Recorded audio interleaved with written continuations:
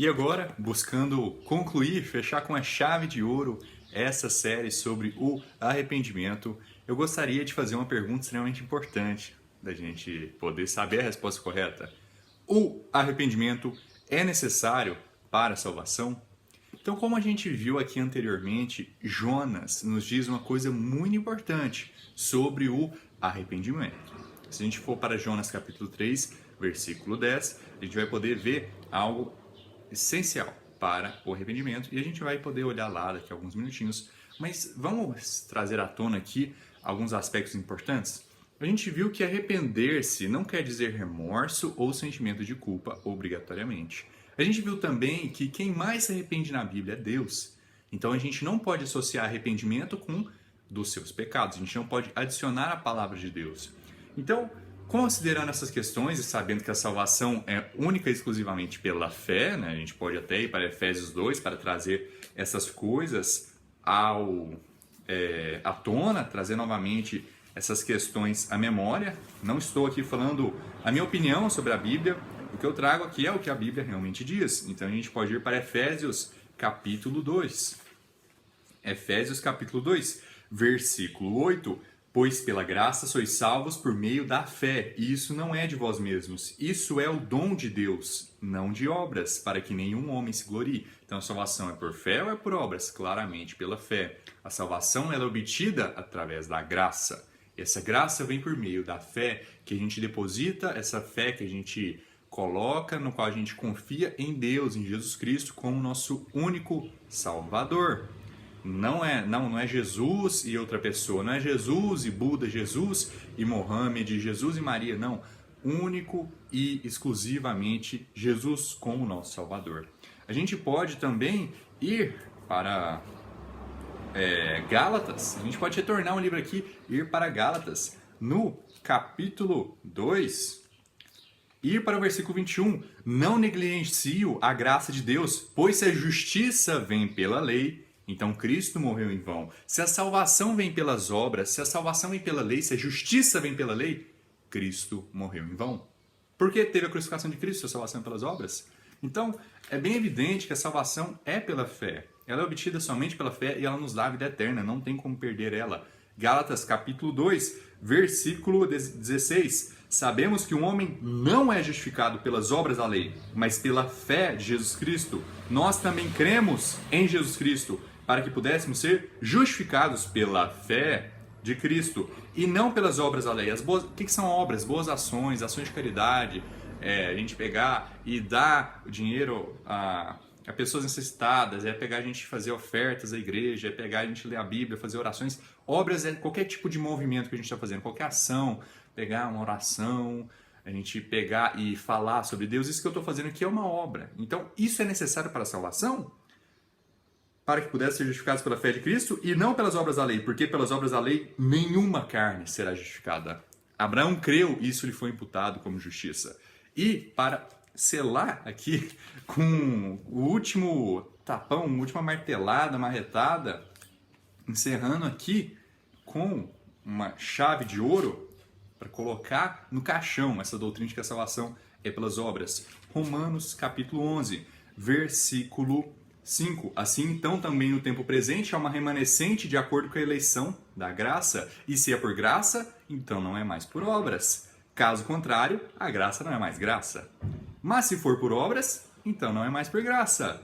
Do contrário, a obra não é mais obra. Então, ou a salvação pela fé, ou é por obras. Não existe esse meio termo, não. É os dois. É obras e fé. Não. A Bíblia diz que a nossa justiça é como trapos imundos. Então, a gente considerando isso tudo, vamos para Jonas e a gente vai ver se o arrependimento dos pecados é necessário para a salvação. O arrependimento dos pecados, ele é necessário para a salvação?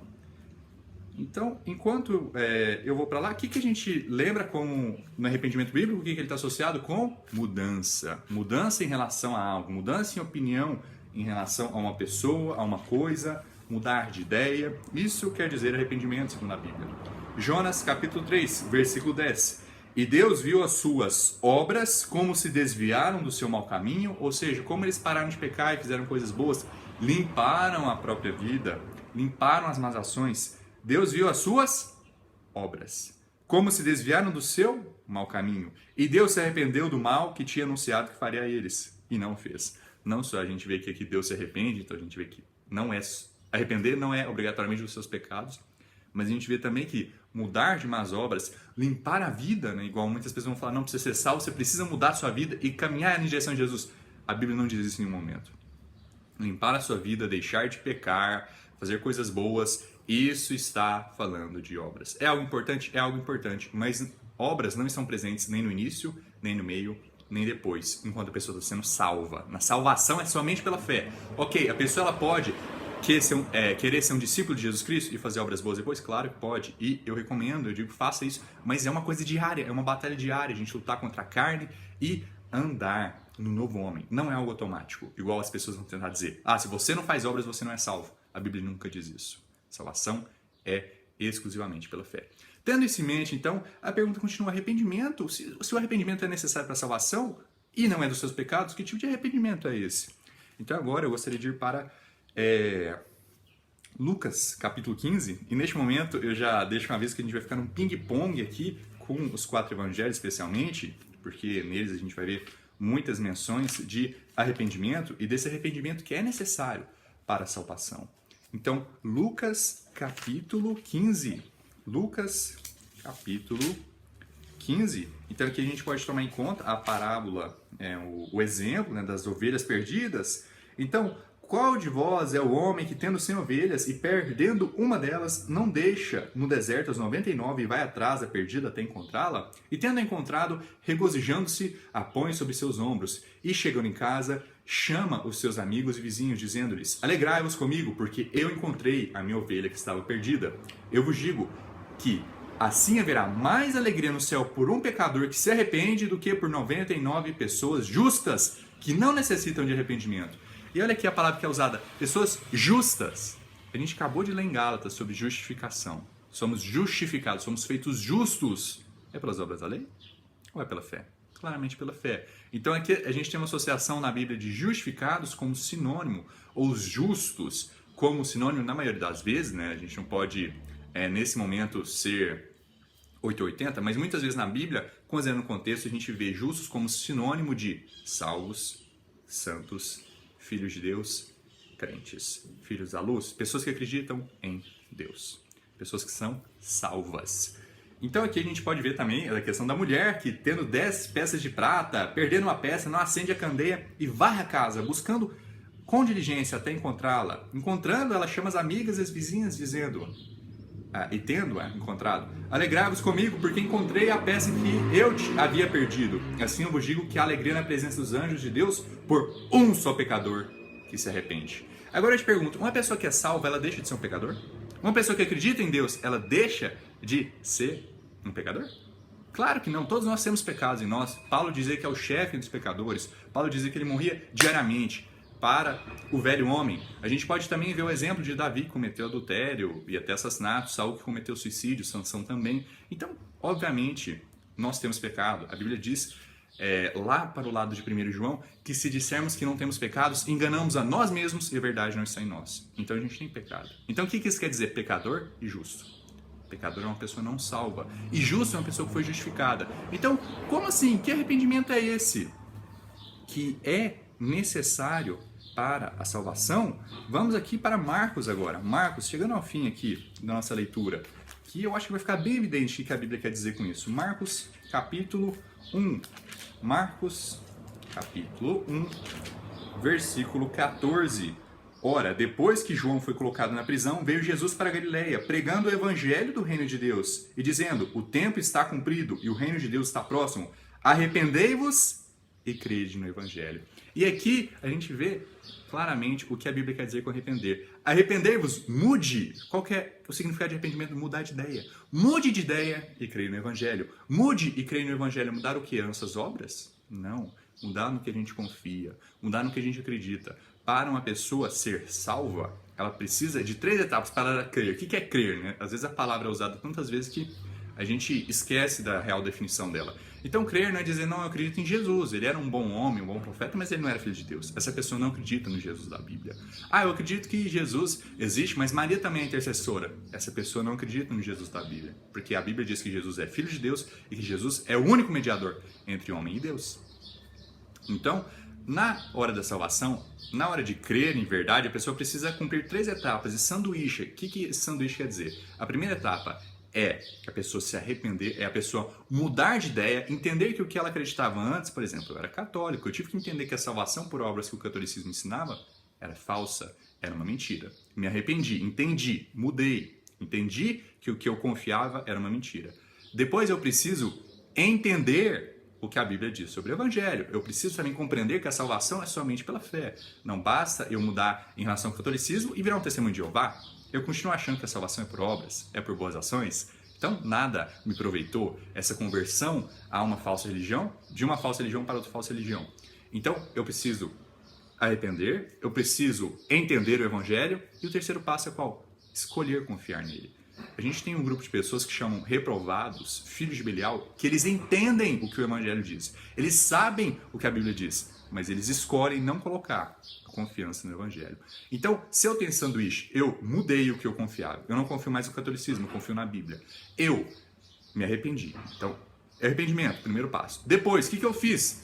Eu compreendi o Evangelho, eu entendi o que a Bíblia quer dizer. Alguém me explicou.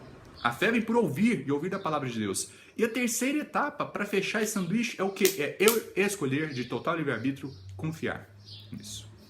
Confiar nessa mensagem maravilhosa do Evangelho. A partir disso eu sou salvo. Não basta a pessoa entender o que a Bíblia diz e não acreditar nisso. A pessoa precisa mudar o que ela pensava antes. A pessoa precisa entender o que a Bíblia diz e a pessoa precisa escolher, eu quero confiar nisso. Eu quero colocar minha confiança somente em Jesus. A partir disso, bum, a pessoa é salva.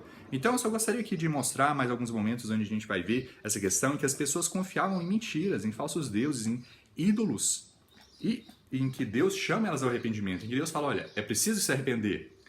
Então, vamos aqui para Ezequiel, capítulo 14, versículo 4. Portanto, fala a eles e diz-lhes, assim diz o Senhor Deus, todo homem da casa de Israel que estabelecer os seus ídolos no seu coração e puser a pedra de tropeço da sua iniquidade diante da sua face e vier ao profeta, eu, Senhor, responderei àquele que vier de acordo com a multidão dos seus ídolos, para que eu possa apanhar a casa de Israel no seu próprio coração, porquanto estão todos afastados de mim através de seus ídolos. Então não só as pessoas estão construindo ídolos, mas elas estão colocando no coração delas, elas estão confiando que aquele ídolo é o Deus delas. E isso está afastando elas de Deus. Por quê? Porque não tem como você confiar no Senhor em ídolos, não tem como você acreditar em Deus e acreditar em uma falsa religião.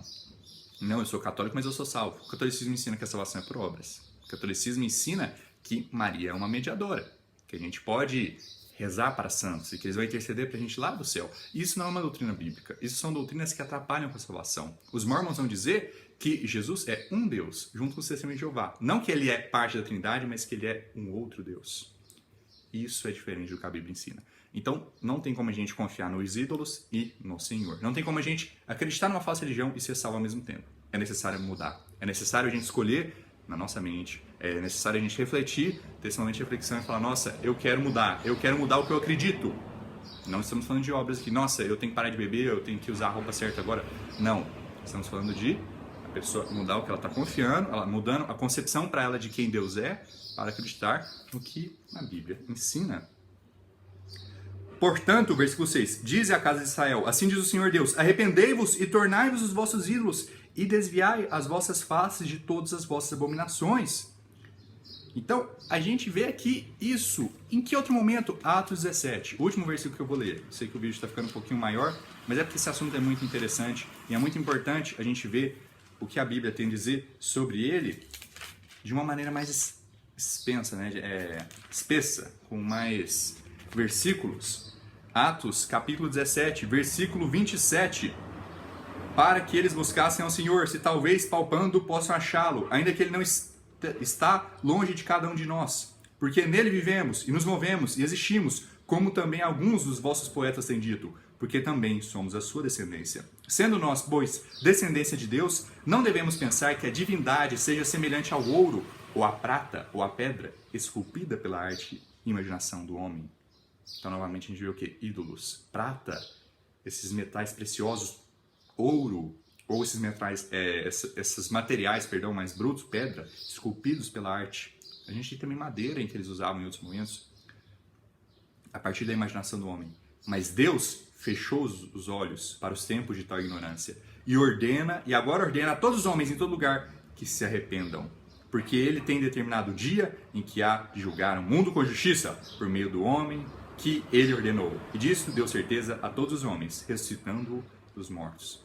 Deus diz, Deus ordena, Deus fala para que todas as pessoas que confiam em mentiras se arrependam, para que elas mudem e se virem para Ele. Porque não tem como a gente estar próximo de Deus enquanto a gente está numa falsa religião. Sem fé é impossível agradar a Deus. Então, o arrependimento é necessário para a salvação? Sim. Qual é o arrependimento? A gente mudar a nossa falsa religião para Cristo. A gente mudar dessa falsa confiança que a gente tinha em uma mentira, em uma religião falsa, para Cristo, para a palavra de Deus. Sem fé é impossível agradar a Deus. Então, muito obrigado a todos que assistiram. Tenham boas festas, um Feliz Natal, um Feliz Ano Novo e que Deus abençoe vocês. Até mais.